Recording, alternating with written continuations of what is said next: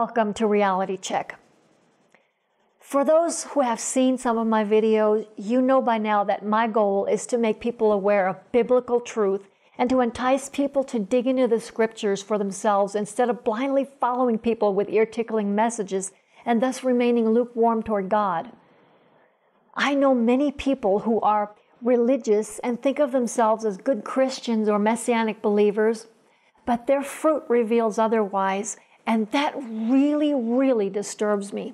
As a matter of fact, because of people like this, I've been forced to post a blurb on my website, The Refiner's Fire, requesting people not send me dirty jokes or cartoons once our correspondence begins. You would think a warning like this wouldn't be necessary on a website that leads people to Yahweh and His Torah, but case in point, in just the last 24 hours, I've received 2 different messages from people who believe themselves to be godly.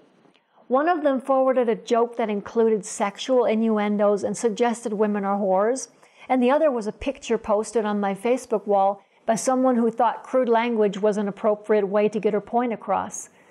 When I confronted her about this, she laughed it off and told me to lighten up because there are worse words in this world. One of her friends, jumping to her defense, posted, and I quote, "Lol, Carmen, wow, your lack of understanding of the Bible is astounding. Ha ha ha. Carmen, you are trying to gain favor with the Lord. Good luck with that." What people like this don't seem to comprehend is that believers are commanded to be holy. Throughout the scriptures, we see Yahweh reminding us that we must be holy because He is holy. Here are but a few examples. Deuteronomy 14:1-2. You are the children of Yahweh your Elohim, for you are a people holy to Yahweh your Elohim. Leviticus 11:44-45.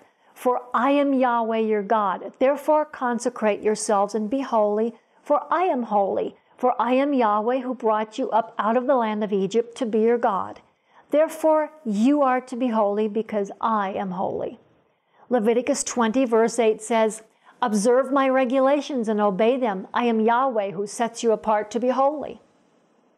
In the conclusion of Joshua 23, we see Joshua nearing the time of his death, proclaiming the truth that if Yahweh's people veer from Torah, they will be destroyed. Here's what Joshua said in verses 14-16. Today I am going the way of all the earth. Therefore consider in all your heart and being that not one of all the good things Yahweh your God said concerning you has failed to happen. It has all come to pass. Nothing of it has failed. Nevertheless, just as all the good things Yahweh your God promised have come upon you, likewise Yahweh will bring upon you all the bad things too, until He has destroyed you from this good land which Yahweh your God has given you.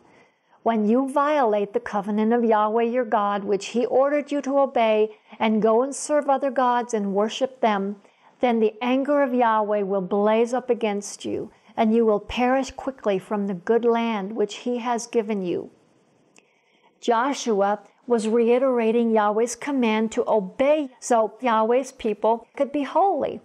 Messiah Yeshua constantly reiterated holiness as well. As a matter of fact, how many times did He say, "You have heard it said, but I say to you," and then finish it off with quotations that drove home the point that sinning of any kind is totally unacceptable?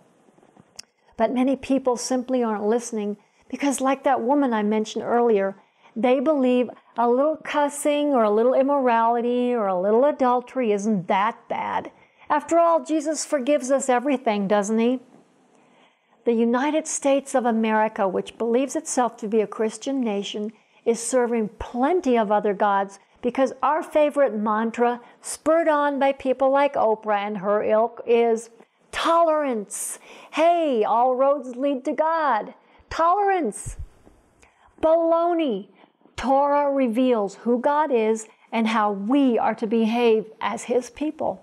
It's time we came out of our slumber and realized that. Shalom.